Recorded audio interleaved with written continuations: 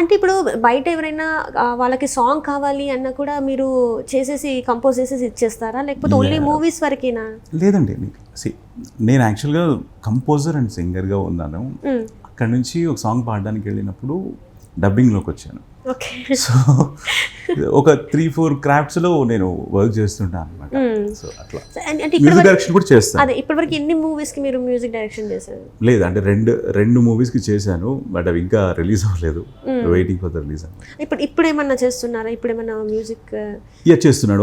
ఒక ఛానల్కి సంబంధించి సాంగ్స్ కమిట్ అయ్యాను. ఒక 60 సాంగ్స్ కమిట్ అయి ఉన్నాను.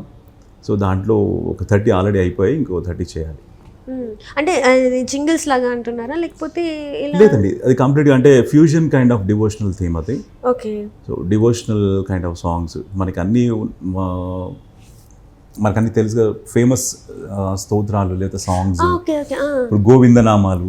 కాకపోతే ఏంటంటే మెయిన్ చేస్తున్న వర్క్ ఏంటంటే యాజ్ ఇట్ ఈస్ అట్లా కాకుండా వాటికి రిప్రైజ్డ్ వర్షన్స్ లాగా చేసుకుంటూ ఆ ఫ్లేవర్ ఏది దెబ్బ తినకుండా సో మళ్ళీ వాటిని కొత్తగా కంపోజ్ చేసుకుంటూ రిలీజ్ చేస్తున్నాం. అంటే ఇప్పుడు ఇండస్ట్రీలో మీకు ఇష్టమైన మ్యూజిక్ డైరెక్టర్ అండ్ మీకు ఇష్టమైన పాట ఏదైనా ఉందా? ఇది చెప్పలేము, ఇష్టమైన చాలా మంది ఉంటారు, అట్లా మీకు ఉంటారు కదా, అదే వీళ్ళ సాంగ్స్ వింటే నేను ఎలాంటి మూడ్లో ఉన్నా కూడా సెట్ అయిపోతాను. అసలు పాట వింటేనే సెట్ అవుతాను నేను. That's what. ఇందాక మీకు ఒక విషయం చెప్పాలంటే, నేను ఇక్కడ ఈ ప్రొఫెషన్ బీఫామ్ గ్రాడ్యుయేట్ నేను యాక్చువల్గా. అంటే మనం జనరల్గా రిలాక్స్ అవ్వడానికి మీరు అన్నట్టు మ్యూజిక్ వింటుంటాం లేదా డాన్స్ చేస్తారు, ఏదో ఒక ఆర్ట్ ఫామ్నే ఎంచుకొని మనం రిలాక్స్ అవుతూ ఉంటాం. నేను ఆలోచించింది ఏంటంటే ఏది వింటూ ఏది చేస్తూ మనం రిలాక్స్ అవుతున్నామో అదే నా ప్రొఫెషన్ ఎందుకు అవుతుందని ఆలోచించాను. సింపుల్. చిన్నప్పుడు అది డిసైడ్ అయిపోయారా? నాకు చిన్నప్పటి నుంచి అంటే ఇంకోటి ఫినాన్షియల్గా నేను హయ్యర్ స్టడీస్కి వెళ్ళడానికి నాకు బీఫామ్ వరకు చాలా కష్టపడిన పేరెంట్స్ చదివించారు నన్ను. ఆ తర్వాత నేను ఎటు వెళ్ళాలన్నా ఏం వెళ్ళాలన్నా కల్చరల్గా ముందు నుంచి నాకు స్ట్రాంగ్గా బేస్ ఇచ్చారు నాన్న. నాకే కదా, మా ఇంట్లో అందరికీ కూడా. సో నాకు నేను ఏదైతే వింటూ నేను రిలాక్స్ అవుతున్నానో అదే నా ప్రొఫెషన్ అయితే ఎట్లుంటుంది అని ఆలోచించాను అంతే నేను. బై గాడ్స్ గ్రేస్ ఇవాళ రన్ అవుతుంది అదే. అంటే మీకు ఇష్టమైన పాట, ఒకవేళ ఇష్టమైన పాట ఫనీ గారికి ఒక ఇష్టమైన పాట ఉందంటే అది పాతదైనా కొత్తదైనా? ష్యూర్. పాడనా తీయగా కమ్మని ఒక పాట, పాటగా బ్రతకనా మీ అందరి నోట, ఆరాధనే అమృత వర్షం అనుకున్నా, ఆవేదనే హాలాహలమై పడుతున్నా, నాగానమాగదులే ఇక నాగానమాగదులే, పాడనా తీయగా కమ్మని ఒక పాట, పాటగా బ్రతకనా మీ అందరి నోట. Right. Super sir, super. Vasu సినిమాని అసలు ఈ సాంగ్ చాలా మందికి ఫేవరెట్ ఉంటుంది. అసలు ఆయన కెరియర్ గురించి ఆయన ఎంత సఫర్ అయ్యారో ఇది చాలా మందికి. రైట్. అంటే మీరు ఎట్లా సింగర్, తను కూడా అంతే కష్టపడుతూ ఉంటాడు మూవీలో మనం చూస్తే. Right sir. అంటే ఇప్పుడు coming to your career, dubbing అనేది చాలా మందికి ఏంటంటే మెయిన్ లీడ్స్కి చెప్తానే వాళ్ళకి రికగ్నైజేషన్ వస్తుంది అని చెప్పేసి ఉంటుంది. మీకు అలా అంటే మీరేమైనా ఒక మెయిన్ లీడ్స్కి చెప్పినది ఉందంటారు? అంటే ఇప్పుడు చెప్తుంది నేను మెయిన్ లీడ్స్కే చెప్తున్నాను. మెయిన్ లీడ్స్ చెప్పే వాళ్ళకే లైఫ్ ఉంటుంది అదంటే నాకు కాన్సెప్ట్ గురించి యాక్చువల్గా నేనేం చెప్పలేను. బట్ మనం ఇక్కడ ఉండాలి అనుకున్నప్పుడు మెయిన్ లీడ్స్ అనే కాదండి, అంటే మామూలు చిన్న చిన్న క్యారెక్టర్స్ చెప్పుకుంటూ కూడా సర్వైవ్ అవుతున్నారు. అంటే మన ఆలోచన, మన కృషి, మనం ఎంతవరకు మన అవకాశాలని మనం సృష్టించుకోగలుగుతున్నాం అనే దాని మీదనే ఉంటుందని నా ఫీలింగ్ అంతే. అంటే కంపల్సరీ మెయిన్ లీడ్స్కే చెప్పాల్సిన అవసరం లేదు, ఏది వచ్చినా కూడా చేస్తాను అంటాను. ఇప్పుడు అందరూ మెయిన్ లీడ్స్కి ఇప్పుడు నేను కూడా ముందు ఇనిషియల్ స్టేజెస్లో సినిమాలో మెయిన్ లీడ్స్కి ఏం చెప్పలేదు. అట్లా ఏం ఉండదు. మనకు ఒకసారి ఇప్పుడు ఏదో ఒక బ్రేక్ రావాలి, బ్రేక్ వచ్చినప్పుడు మన వాయిస్ ఎలివేట్ అవుతే నలుగురికి తెలిస్తే ఆటోమేటిక్గా ఈ వాయిస్ దీనికి ఈ లీడ్కి చెప్పించుకోవచ్చు లేదా ఈ క్యారెక్టర్కి చెప్పించుకోవచ్చు అని ఆటోమేటిక్గా వాళ్ళకి అర్థమవుతుంది. అట్లా మనకి మన వాయిస్కి ఒక రికగ్నిషన్ వచ్చిందాక ఓపిక పట్టడం అనేది అవసరం. రైట్. అంటే ఇప్పుడు మీ వాయిస్ ఉంది, మీ వాయిస్ మీరు కాపాడుకోవడానికి మీరు ఎలాంటి ఎక్సర్సైజెస్ చేస్తారు? అంటే ఎప్పుడు మైక్ ముందే ఉంటాను కాబట్టి అదే ప్రాక్టీస్ అండి. సపరేట్గా అయితే ఏమీ లేదు. అయితే పాట లేకపోతే మాట. అంటే ఇప్పుడు కోల్డ్ కాఫ్ అలాంటివి వచ్చినప్పుడు గొంతు చేంజ్ అయిపోతుంటుంది, వాయిస్ చేంజ్ అయిపోతుంది. మరి అలాంటి టైంలో మీరు ఎలా తీసుకునే ప్రికాషన్స్ ఏంటి అసలు? అలాంటి టైంలోనే ఒక్కొక్కసారి ప్లస్ అవుతుంది కూడా. హౌ అంటే ఎలా? అదే అంటే ప్రతిసారి అని చెప్పలేను. ఒక్కొక్కసారి సక్సెస్ అవ్వడానికి కూడా అవి కూడా కొన్ని పనికి వస్తాయి. కొన్ని క్యారెక్టర్స్ చెప్పాల్సి వచ్చినప్పుడు కొంచెం మనకి హెవీ బేస్ అవసరమైనప్పుడు, లైట్గా జలుబు ఉన్నప్పుడు అది కొంచెం హెల్ప్ అవుతుంది. అవునా? ఖచ్చితంగా. అది అదే అంటున్నా. అంటే ఇది మొత్తం అందరికీ నేనేమో వర్తిస్తుందని నేను అనట్లేదు. మనం దాన్ని ఎట్లా ఉపయోగించుకుంటాం అనే దాన్ని బట్టి ఉంటుంది. బట్ డెఫినెట్గా దగ్గు జలుబు ఉన్నప్పుడు ఏం వర్క్ చేయలేము. దాన్ని కూడా ఉపయోగించుకునే సందర్భాలు ఉంటాయి కూడా. అంటే కమింగ్ అప్ మీ ప్రాజెక్ట్స్ ఏంటి ఇప్పుడు అంటే రిలీజే కావచ్చు, మీరు చెప్తుందే కావచ్చు, ఏదైనా కూడా. ఇప్పుడు లుథేరి అని ఒక వెబ్ సిరీస్ రిలీజ్ అయింది. దాంట్లో హీరోకి చెప్పాను. ఓకే. హంటర్ అని ఒక వెబ్ సిరీస్ రిలీజ్ అయింది. సునీల్ శెట్టి గారి హీరో. సో ఆయనకి డబ్బింగ్ చెప్పాను. సో బాయ్స్ రిలీజ్కి ఉంది, అది రెడీగా ఉంది. సో దాంట్లో ఒక మెయిన్ లీడ్ చెప్పాను. అంటే ఏమైనా కొంతమందికి ఏవైతే మీరు ఇప్పుడు చెప్పారో అవి ఏమైనా డైలాగ్స్ మీకు ఏమైనా గుర్తున్నాయా? ఇంకా రిలీజ్కి ఉన్నాయి కదా. ఓకే, రిలీజ్ ఉన్నవి మీరు చెప్పవద్దు. అండ్ మీకు ఫేవరెట్ డైలాగ్స్ కొన్ని ఉంటాయి కదా, మీరు చెప్పిన డైలాగ్స్ డబ్బింగ్వి ఏవైనా కొన్ని లైన్స్, 2 లైన్స్ అయినా? మహారాజానే ఇష్టం నాకు. మహారాజానే ఇష్టం? మహారాజానే అంటే ఇప్పటి వరకు చెప్పిన వాటిలో వీటిలో మహారాజా నాకు ఇష్టం.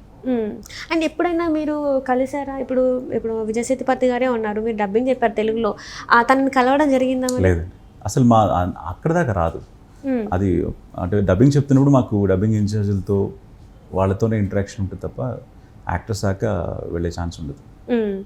ఇప్పుడు మొత్తం అన్ని ఛానల్స్లలో ఎన్ని సీరియల్స్ మీరు కంప్లీట్ చేశారు? ఇంకెన్ని సీరియల్స్ చేస్తున్నారు? సీరియల్స్ అయితే అది ఒక 50 ఉంటాయండి. 50 సీరియల్స్ దాకా డబ్బింగ్ అన్ని కలిపి, అంటే వెబ్ సీరియల్స్తో కలిపి చెప్తున్నాను. సో అన్ని కలిపి ఒక 50 దాకా ఉంటాయి. ఇప్పుడు చెప్తున్నా ఒక 10+ ఉంటాయి. ఇప్పుడు చెప్పేది 10+ ఉంటాయి. ఈటీవీలో కృష్ణలో, సూర్యపుత్ర కర్ణలో కృష్ణుడికి డబ్బింగ్ చెప్తున్నాను. పొద్దున్న జై గణేష్ అని వస్తుంది, సో దాంట్లో శివుడికి చెప్తున్నాను. రేణుక ఎల్లమ్మ అని మా టీవీలో వస్తుంటుంది, దాంట్లో శివుడికి చెప్తున్నాను. ప్రేమ ఎంత మధురం జీ తెలుగులో ఆర్యవర్ధన్కి చెప్తున్నాను. సో ఒక్కసారి మాకు ఆర్యవర్ధన్ గారి డైలాగ్ కావాలి, ఎందుకంటే అసలు ప్రేమ ఎంత మధురం సీరియల్కి ఎంతమంది ఫ్యాన్స్, ఆయన చెప్పే ఆ డైలాగ్స్కి చాలామంది అను అని పిలవడమే కావచ్చు. సో అదంతా మీరే అనమాట, మీరు దాని వెనకాల ఉంది. అంతమంది ఆ సీరియల్ని చూడడానికి గల కారణం? సీరియల్ని చూడడానికి కారణం డెఫినెట్గా శ్రీరామ్ గారు, అంటే హీరో అండ్ ప్రొడ్యూసర్ ఆయనే. సో వాళ్ళు తీసుకున్న సబ్జెక్ట్ కానివ్వండి, వాళ్ళ making and taking, screen play కానివ్వండి, అవన్నీ ఫస్ట్ ప్రోమో రిలీజ్ చేసినప్పుడే చాలామంది అట్రాక్ట్ అయ్యారు. తర్వాత వాయిసెస్ చేసినప్పుడు ఎవరు చెప్పాలన్నప్పుడు నేను వీళ్ళ వాయిసెస్ ఇచ్చిన తర్వాత ఓకే అయింది. అది యాక్సెప్ట్ చేయడం వాళ్ళ, అంటే నా వాయిస్ సరిపోద్దని ఓకే చేయడం శ్రీరామ్ గారి గొప్పతనం. సో అట్లా ఇప్పటికీ ఒక 1300 ఎపిసోడ్స్ దాకా వస్తుంది. 1300 ఎపిసోడ్స్ దాకా రీచ్ అవబోతుంది. 1282 రీసెంట్, అంటే లాస్ట్ వీక్ చెప్పాను నేను. 1300 అది కూడా రాబోతుంది. సో ఆర్యవర్ధన్ అంటే డిఫరెంట్ ఎమోషన్స్ ఉన్నాయి. నాకు అదృష్టం ఏంటంటే దాంట్లో అన్ని ఎమోషన్స్ ఉంటాయి. రైట్. ఆర్యవర్ధన్ అనేది ఒకటి, ఆయన హీరోయిజం ఎలివేషన్లో అట్లాంటిది వస్తుంది. జెండే అని తన ఫ్రెండ్, సో వాళ్ళిద్దరి కాంబినేషన్స్ బాగుంటాయి. అనుతో క్యూట్ సీన్స్ చాలా ఉంటాయి, love based scenes. So number of dialogues ఉన్నాయండి. సో ఇన్స్టాగ్రామ్లో వాటిలో పెట్టి నాకు కూడా పంపిస్తుంటారు, ఈ డైలాగ్స్ చాలా బాగున్నాయని. అంటే మీకు అంటే బెస్ట్ కాంప్లిమెంట్ ఏంటి? అది సినిమానే కావచ్చు, సీరియలే కావచ్చు, best compliment in the sense, నాకు అది నారప్ప అప్పుడు శ్రీకాంత్ అడ్డాల గారు డైరెక్టర్, ఆ మూవీ డైరెక్టర్, ఆయన వచ్చి చాలా బాగుంది వాయిస్, కీప్ ఇట్ అప్ అండి, ఆల్ ది బెస్ట్ అని, మనం ఎప్పుడైనా అవకాశం ఉంటే చూద్దాం అన్నట్టుగా చెప్పారు. అదొకటి.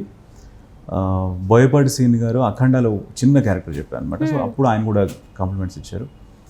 ఇప్పుడు సీరియల్స్ విషయానికి వస్తే ఏమవుతుందంటే అండి, అంటే నా గ్రాఫ్ ఒకవేళ నాది రెజ్యూమే చూస్తే, మీరు డబ్బింగ్ రెజ్యూమే చూస్తే, అంతకుముందు వాళ్ళే డబ్బింగ్ చెప్పుకునేవాళ్ళు యాక్టర్స్. సో వాళ్ళ గొప్పతనం ఏంటంటే వాళ్ళు నా వాయిస్ ఓకే చేసి ఇప్పుడు వాళ్ళందరికీ నేను డబ్బింగ్ చెప్తున్నాను.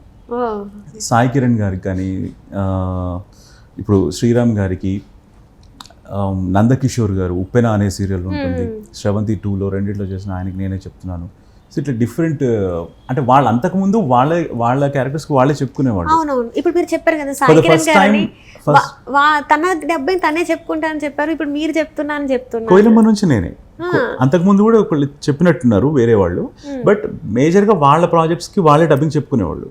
వాళ్ళ మంచితనము డెఫినెట్గా నన్ను యాక్సెప్ట్ చేయడం అనేది వాళ్ళు నన్ను బ్రదర్లా ట్రీట్ చేస్తారు. సో ఆ పరిచయం పెరిగింది. ఎప్పుడు బాగా చెప్తున్నావు అని అప్పుడప్పుడు మంచి సీన్స్ పడ్డప్పుడు నాకు మెసేజ్ కానీ ఫోన్లో కానీ చెప్తుంటారు, మంచిగా ఎంకరేజ్ చేస్తారు. మీరు ఇందాక ప్రేమ ఎంత మధురం అన్నారు కాబట్టి ఒక ఇన్సిడెంట్ చెప్పాలనిపిస్తుంది. కరోనా అప్పుడు నేను కరోనా ఎఫెక్ట్ అయి ఉన్నాను. ఒక 30 days క్వారంటైన్లో ఉన్నాను. సో అప్పుడు అంటే ఆ సీరియల్ మీద మీరు అన్నట్టు ఇందాక అంత ఆదరించారన్నప్పుడు ఒక 3-4 ఎపిసోడ్స్ నేను చెప్పలేదు. అంటే కరోనాలో ఉండి చెప్పలేం కదా. సో నేను ఇంకా నాకు మళ్ళీ టెస్ట్ చేసుకుని నెగిటివ్ రిజల్ట్ కూడా రాలేదు. బట్ ఆ టైంలో కూడా వెళ్ళి చెప్పిన సందర్భాలు ఉన్నాయి ప్రేమ ఎంత మధురంకి.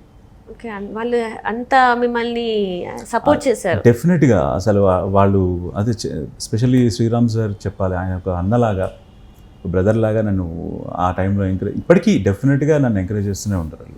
ఆ టీం మొత్తం పోస్ట్ ప్రొడక్షన్ టీం కానీ శ్రీరామ్ గారి యూనిట్ కానీ అందరూ బెస్ట్ పర్సన్స్. ఇండస్ట్రీలో మీకు బెస్ట్ ఫ్రెండ్స్ అంటే మీ ఏది ఉన్నా కూడా మీ పర్సనల్ ఇష్యూ అయినా కూడా వాళ్ళతో షేర్ చేసుకున్న ఒక వ్యక్తి ఉంటారు కదా, ఎవరు ఆ వ్యక్తి? ఫ్యామిలీ అండి. ఇండస్ట్రీ అని చెప్పలేను నేను, టు బి ఆనెస్ట్. అంటే ఇప్పుడు కెమెరా ముందు నేను అబద్ధం కూడా చెప్పలేను. ఫ్యామిలీనే నా best friends. Family best friends. మీరు అంటే ఫ్రెండ్స్ చాలామంది ఉన్నారు, బెస్ట్ అంటే నా ప్రతి అంటే ప్లస్లో మైనస్లో అన్నిట్లో కూడా డెఫినెట్గా ఫ్యామిలీకే ఫస్ట్.